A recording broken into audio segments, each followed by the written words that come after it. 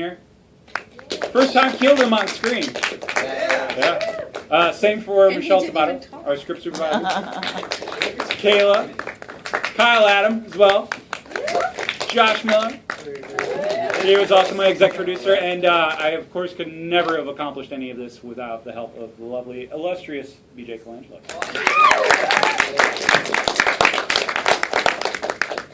So, with that, I'd like to open it up for any questions.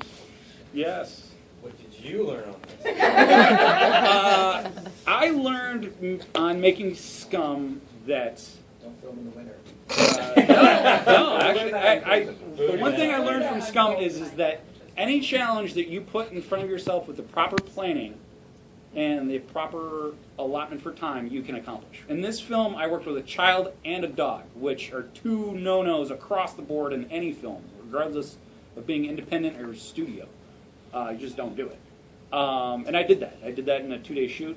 We shot in like 30-degree weather.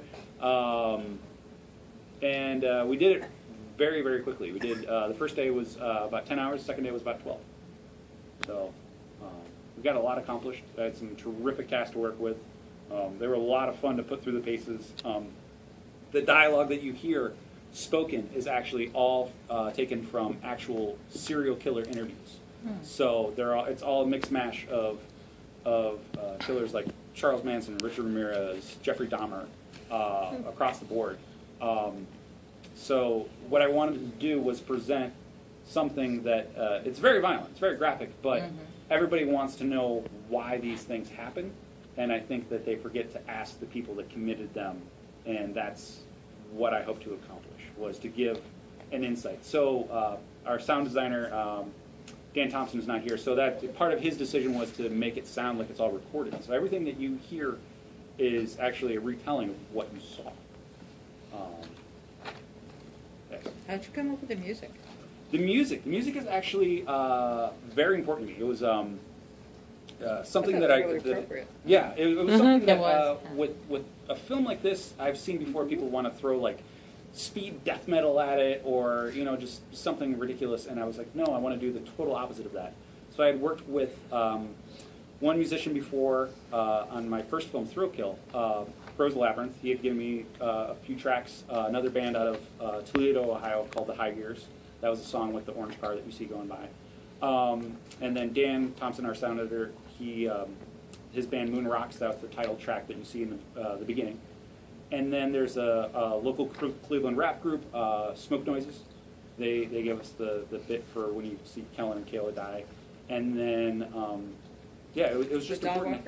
The Dog Walker, that's actually a little bit of disco funk pop kind of thing from a band called Gossip Culture, which I had done a music video for before. They're from Cleveland. They're actually in LA now, in LA. So I reached out to them, and it was a lot of fun. Like Crow's Labyrinth, I met that guy on Twitter. Never met him face to face. He's actually in the Netherlands, and he just really digs what I do, and he lets me use his music. And that's cool.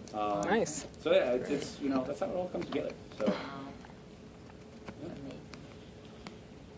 Yeah, music for each personality. Yeah, that was actually part of what it was the wardrobe was very important in terms of how to design that and to match it with music and to give it a beat of this is this moment of time, this is this person's life, because I think that's part of it. Like Scum plays with the title alone plays of how this character views his victims and then how people in turn view him. Was your main character based off of any one particular serial killer, or was it like a collaboration of all of them rolled into one? It was basically combining them into one cohesive voice. When I was researching the script, the story, it's actually based on something that Josh Miller had done called The Figure. And so I took what he did and just kind of ran with it. And I was like, how can I give this character a voice, something that's relatable? And that's when I kind of came up with the concept of giving him the multiple faceted voice of not just one serial killer, but all the serial killers. Because the thing I love is that Ohio breeds the most astronauts and serial killers out of almost every state of the nation. We're crazy flying killers. That's why we'll never win this World Series or something. Yeah. So I mean, and that's something that I think is very, very intriguing and very engaging, because that says something about being a product of your environment. It's you know, are you born evil or are you made evil, or are you just a victim of circumstance? So I think that's something that's left up to interpretation.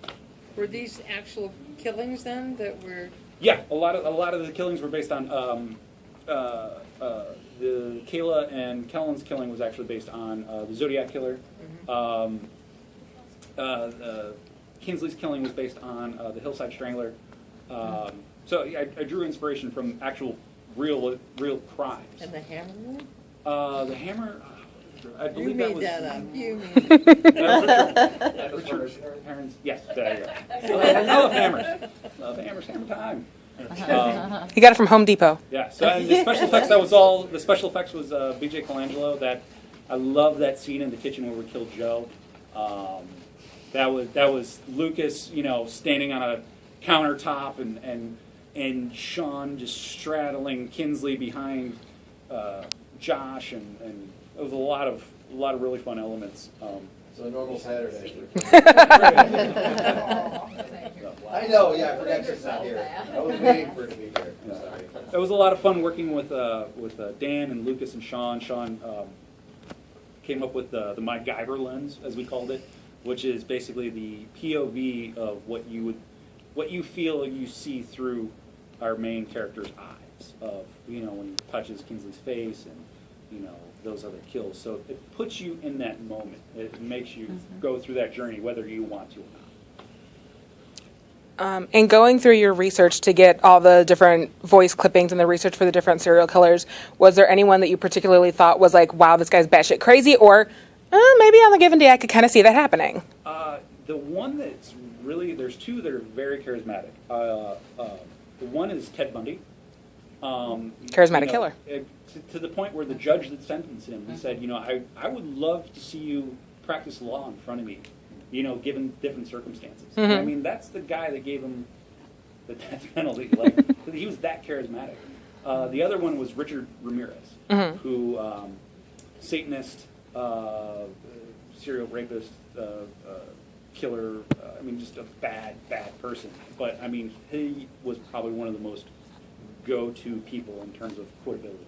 Like, he was just whip smart, but just like ridiculously evil. I mean, nice. and researching all that, it kind of changes you. You just get in this mindset, and it's almost like some bad mojo. So that was part burning of the sage in the of aftermath. Writing it, yeah. And then so I mean that's part of when we were shooting this was these elements. A lot of it we did the voiceover with Josh previous. We recorded all of what he was said before we shot anything, and then a lot of it was largely improv on set, because I knew what I wanted my actors to portray and convey and get across, but I wanted the moments to be real in terms of, I need you to say this, I need you to do this, right. And it led to, you know, pushing a lot of boundaries. I mean, Kinsley was one of the actresses that, you know, she was very concerned about how she was going to be portrayed, you know, and she's just this foul-mouthed white trash ruffian that you want to kill yourself, and I mean that's part of it. Yeah, I would say that. But it's playing with that balance of, you know, whether you feel sympathy for the victim or whether or not you feel they deserve it. You know, Michelle, bless her heart, she was face down in the muck and the mud. She was script supervisor and then turned actress, and I mean she was making sure the dog had to go to the bathroom. Yeah. Poo-poo, was that yours? Poopies, Yeah, making poo-poo. poopies. Making poopy, yeah. That was a lot. That was all improv from Michelle. Woohoo! Okay, good. She's fantastic. Yes. I have a two-part question. Sure. Zach, when's your next production? And then also, more importantly, what is the casting call? You want to be killed. The next project I want to do is something called, it's a kind of a micro short, something a little more confined that I can kind of quickly turn around. It's called 7 Minutes. It's something that Brittany wrote. In terms of casting, I mean, it's something we wanted to get this screened. what a lot of people don't know is that when we shot this on a Saturday and a Sunday. And then that following Monday, DJ went in for surgery to have a pancreatic tumor removed. Oh, wow. Which God bless you, only- honey. Only 6% of the population that's diagnosed with survive. That's only 3% if you're, out of the United States. So that was kind of a really scary thing, and I think a lot of that energy is what you see on screen.